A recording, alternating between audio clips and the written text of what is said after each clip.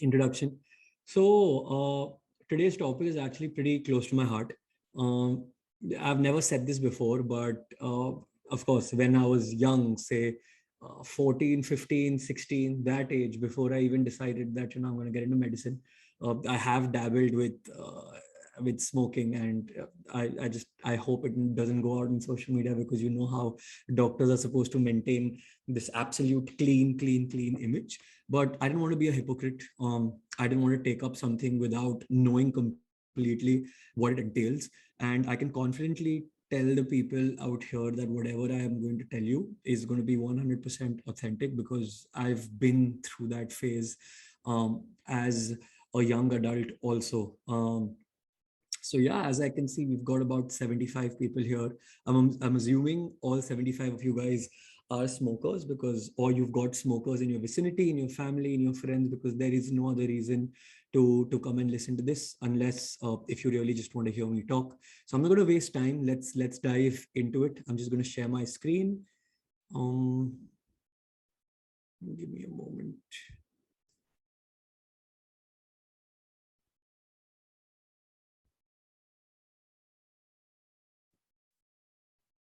Present it. Just 1 minute.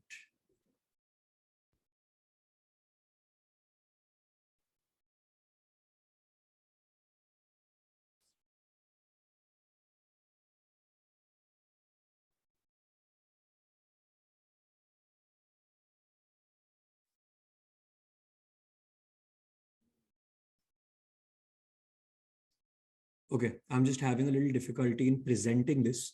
You just click on slideshow next to share. This. Yeah. Okay, brilliant.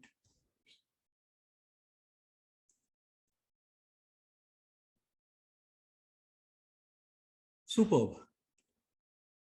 So, as I rightly mentioned to you guys, this topic has always been close to my heart. And why I say that is because I've seen people go down this road, and, smoking has become socially acceptable over the past decades, because up until 2000, maybe even 2005, it was illegal to advocate smoking. It was legal to actually have advertisements play on radio, on TV about this. And that has sort of affected the lives of millions, if not billions, across the world. Of course, now that's not the case. You cannot be advertising for any tobacco containing products, although people still do advertise. You have mock products. So if you're selling pan masala, you'll advocate or you'll endorse a different product, but it still exists. But people don't really understand the real ramifications of what nicotine or tobacco smoking in general can do. I believe I can. I've seen it all. I've done it all. I've faced the consequences, and so have a lot of my friends. And now I very strongly advocate not smoking, because whether you believe it or not, it probably is one of the toughest addictions to beat. And I have immense respect for people who actually can. So let's just start off with understanding the metrics, and all of these metrics are absolutely spot on and true. Approximately 44 million people age 18 and older currently smoke. If you look at the Indian population, the survey done in 2021 actually presents to us that 29.7% of our population, which includes teenagers, is actually consuming some kind of a tobacco or a nicotine related product. The information also states that there are about 1.5 million deaths per year, which are directly correlating to smoking. The indirect deaths could be a multiple of that. Another fun fact is that 75% of smokers' parents currently are used to smoke. So, wow, let's just blame it on our parents. But that's usually where we pick up the habit. I'm going to give you my example. Of course, my dad is a doctor. He never smoked. He's very disappointed if I tell him that I ever used to smoke, and that's a secret well hidden. But the fact of the matter is that we usually pick it up from our surroundings, whether it's our parents, whether it's our peer groups, or whether it was advertising. I'm going to share a quick story as to how I got into smoking, and a lot of y'all are actually going to be able to relate to this. So I was 16 years old, probably 15, right out of school, and I was preparing for my entrance exams to MBBS. Now, at that point in time, I belonged to a school which a lot of people might call it an elitist school. So we had a lot of kids smoking right from the age of 13, 14, 15. And the only feedback that was given to nerds like me was that, bro, it's going to help you relieve your stress. It's going to help relieve tension. And, just try it. It feels great. It hits you only for like 2 or 3 minutes. It's got no side effects. Probably at the age of 75 is when you'll get cancer. And who cares if you get cancer at the age of 75? That's how we sort of got into smoking. A part of us got into smoking because of peer pressure, and peer pressure, take it or leave it, happens even now, even at the age of 25, 26, 27, or maybe even 30. If there are people in your friend circle who are currently smoking, whether you want to or whether you don't, they offer, you fail to decline, and before you know it, you're an addict. Why is smoking addictive? Now, the bad part about smoking, apart from considering like having 70 plus carcinogens, having benzene, tar, a whole host of chemicals, the problem with smoking is that it's addictive. A lot of times when you do something bad, whether doing something bad is eating a lot of sugar, whether doing something bad is probably indulging in some kind of a drug, maybe even alcohol, the problem with smoking is that it's extremely addictive. Before you know it, you're already an addict. And the thing with smoking is that nicotine is the component that makes it addictive. Now, you've heard about sheesha, you've heard about vapes, you've heard about nicotine gum, you've heard about all sorts of things that actually give you smoke, but all of them get addictive because of nicotine. In fact, they're doing a study where they're actually trying to compare how nicotine could be as addictive as maybe even cocaine or heroin. And nicotine has been called the gateway to everything addictive because that's the way it is. And apart from being addictive, it also creates tolerance in your system, which means if 5 years from today you were consuming one cigarette and you are addicted to it, 5 years later, there is no way you'd be feeling the same after consuming that one cigarette, because the tolerance towards nicotine builds up. Before you know it, you're at, say, 20 cigarettes a day and you're an addict. And how do you know if you're an addict? Simple stuff. If you feel guilty about it, if you're lying to somebody close to you about it, if you're finding small areas to run away to and give into that addiction, you definitely are addicted. Now, one thing you need to understand about nicotine addiction is that it can be extremely hard to give up. It can be extremely hard to give up. I will explain to you why. When nicotine enters your bloodstream, it actually binds to certain receptors.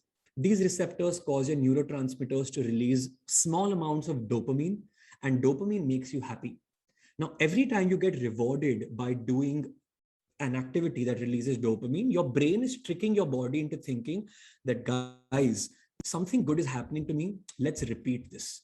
Now, at the same time, your brain is telling you, let's repeat this by releasing dopamine. But on the other hand, your receptors that are binding to the nicotine in your blood are becoming more and more resistant to it, which means I'm going to break it down for you. If I consumed one cigarette a day and my brain gave out 5 smileys to me, your brain loves those 5 smileys and keeps telling you, I want to keep feeling these 5 smileys every single day.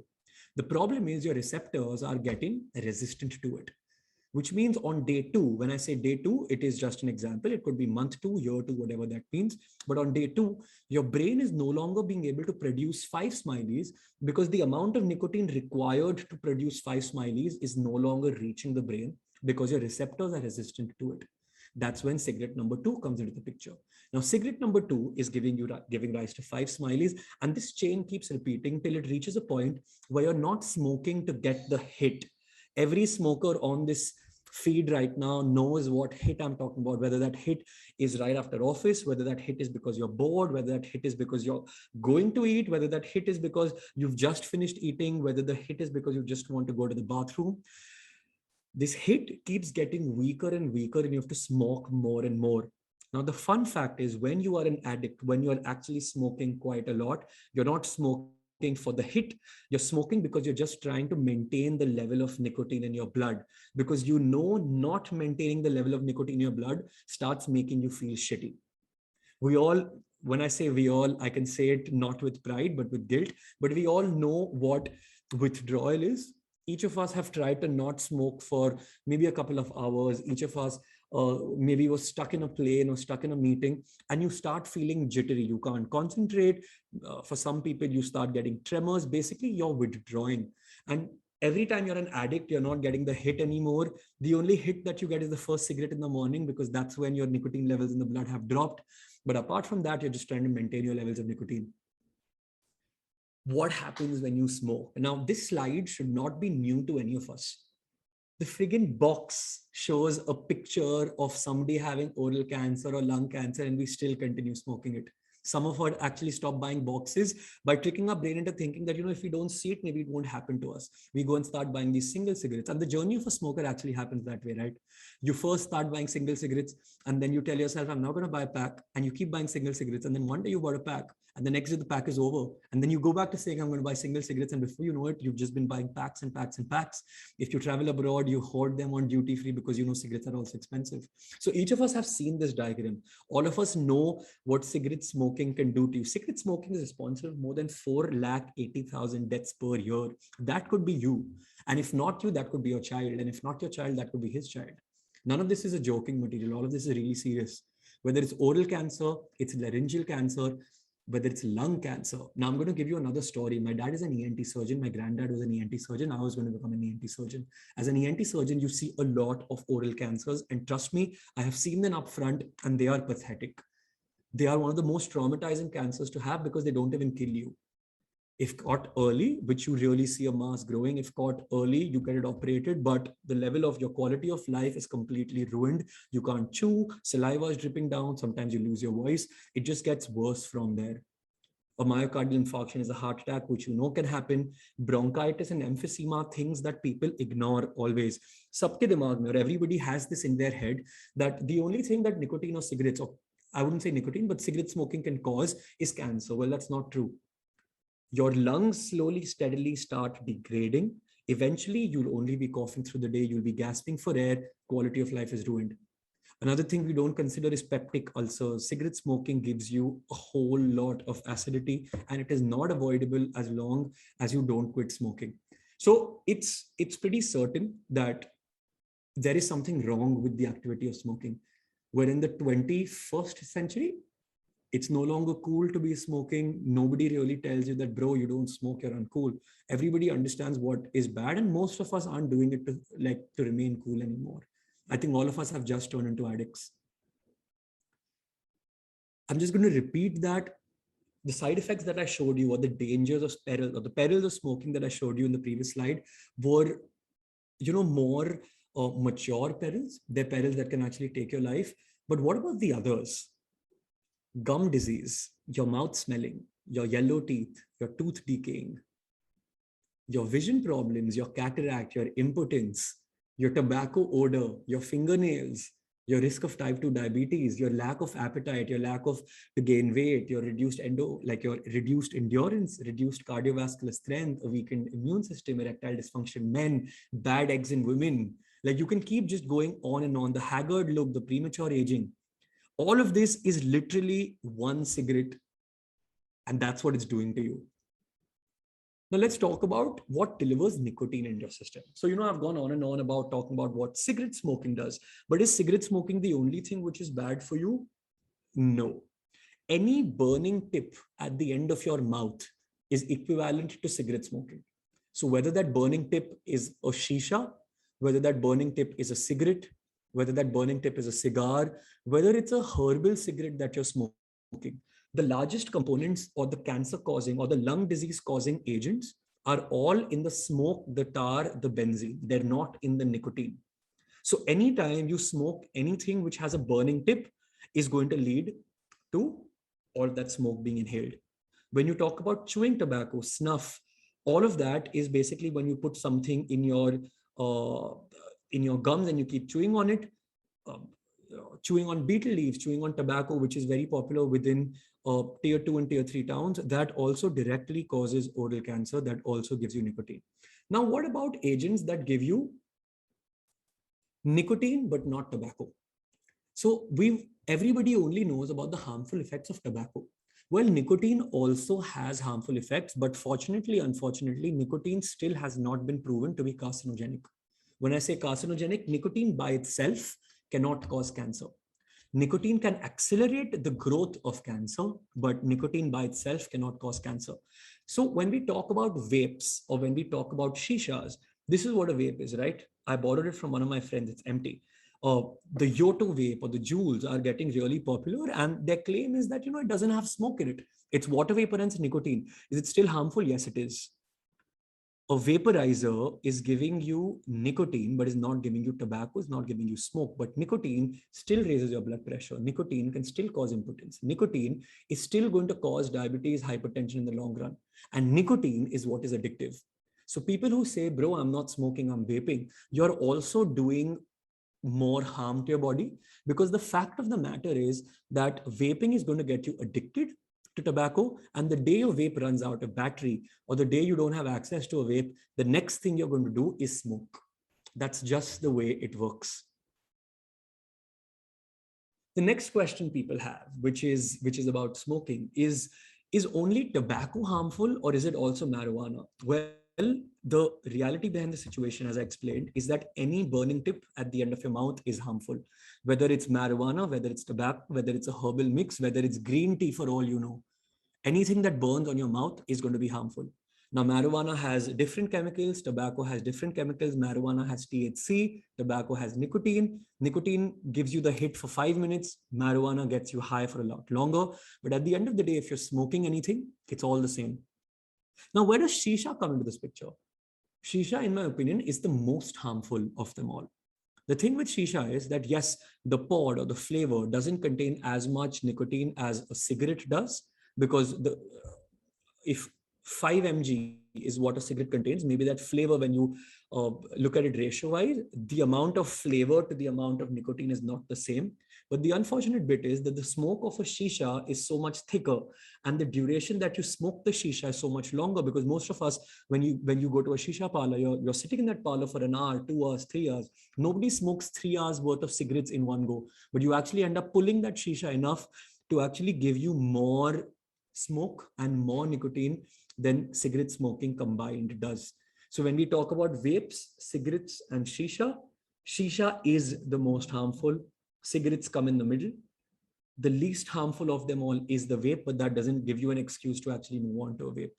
It might be an effective tool if you're trying to quit smoking, but there needs to be a regimen to you vaping, even if you're trying to quit smoking. Now, what happens when you quit smoking? Now, again, this is a diagram which is very popular. Everybody has seen these on WhatsApp forwards. As you know, if you actually measure your heart rate, if you've smoked, your heart rate straight away moves up. That's what nicotine does. It induces a sympathetic response in the body. It increases your heart rate. But when you quit smoking, in 20 minutes later, your heart rate and blood pressure start returning back to normal. 8 hours later, your carbon monoxide starts to leave the body and oxygen levels return to normal. Now, I'm going to explain this point to you. When you smoke, carbon monoxide is a poisonous gas that actually enters your body and it binds to your blood. This carbon monoxide is also pretty harmful when it's bound to your blood, and it takes 8 hours for your blood to let go of the carbon monoxide. If you smoke too much, carbon monoxide poisoning is a real thing. 24 hours after that, mucus and debris caused by smoking begin to clear out. Again, we're very familiar with what mucus is. Every smoker always has mucus continuously. Like you're always trying to do, and you keep spitting it out, and it becomes chronic. It's no longer acute, it's chronic, and you always have it. 48 hours later is when the nicotine is no longer in the body and senses improve. As I told you, nicotine stays in the body. Nicotine causes the addiction. Nicotine sits in your brain, and it takes 48 hours for you to not have the nicotine in your body, which means the first 48 hours are the most difficult when you're trying to quit, because depleting levels of nicotine keep telling your brain that I want more. And this is when you need to take care of it the most, because you need the nicotine to deplete out completely. Again, there are a lot of these WhatsApp forwards that say if you go and sit in a sauna room, you're going to sweat out all the nicotine, and it's sort of like you've reset. That sort of does hold true. Now is when the long-term effects of quitting smoking start coming into the picture. 48 hours is 2 days, but it takes weeks to actually improve your breathing. It takes weeks for your cardiovascular fitness to come back, and it takes weeks for exercise to become easier, but it happens. You will notice a stark difference. Try it out. Days when you haven't smoked, you wake up much fresher in the morning.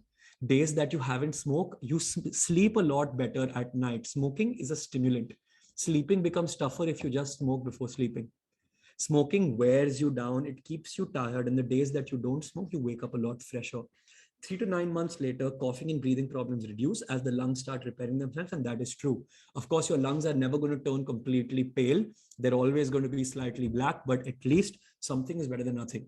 And 1 year later is when risk of coronary heart disease is now 50% lower than a smoker. Now, when you talk about being a non-smoker, it means you've quit completely. Even your insurance policy punishes you for lying on your insurance policy, because when we're taking an insurance policy, barely anyone discloses that they're a smoker because your premiums are much higher.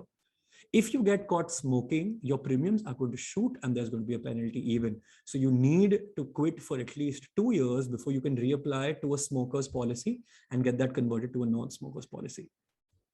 Now let's talk about actually quitting. Or before quitting, let's talk about a smoker's journey. How does one become a smoker? We already discussed this, whether it's your friends, whether it's your family, whether it's to look cool, whether it's to get rid of stress. It could be anything. But what really happened? So there's a non-smoker. He might get some kind of a stimulus that turns him into some kind of a smoker. He's probably taken a couple of drags. Initially, he just coughs it out. He doesn't really like it. He doesn't know where it's going.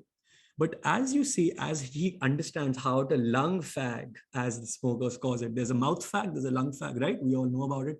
A mouth fag is when you just take it in your mouth and you push it out. Not as harmful as a lung fag when you actually take it deep inside your lungs, and that's when you feel the hit. The moment you start feeling the hit is when the addiction is going to start setting in. Eventually, smoking just becomes a part of your life. You smoke when you're happy, you smoke when you're sad, you smoke when you're bored, you smoke when you're hungry, you smoke when you're full. Smoking really starts taking over and becomes a real part of life. Now, when your family and friends start to realize that you've become a smoker, that is, if they're not already smokers, they try and tell you to reduce. They either emotionally blackmail you or scientifically tell you that it's not a good thing. And we know it's not a good thing, but at certain points in life, we just don't want to quit. I've met so many smokers who tell me that, Dr. Sid, I know it's bad for me and I'm going to quit next year. I'm just not ready to quit this year. And I ask them why. And it's true. They tell me quitting smoking is a big deal. It needs to be at the top of my priority list for me to quit smoking. It's going to be an effort. I'm going to suffer. My appetite's going to go up. I'm going to miss it. And I'm not ready for that level of commitment because it really is a commitment. A lot of times forced quit attempts happen, intentional quit attempts happen, and we all know we've relapsed back 100 times. It's been 3 days without smoking, probably 5, probably 7, probably a month, probably 2 months, but any random stimulus puts you back there. Sometimes you go back to being an intermittent smoker, the ones who say, bro, I only smoke when I'm drunk. These are also pretty dangerous because before you know it, drunk smoking turns into non-drunk smoking because your brain tricks you into believing situations are as good or as bad when you were drunk. Eventually, either you quit or you don't, and the cycle repeats.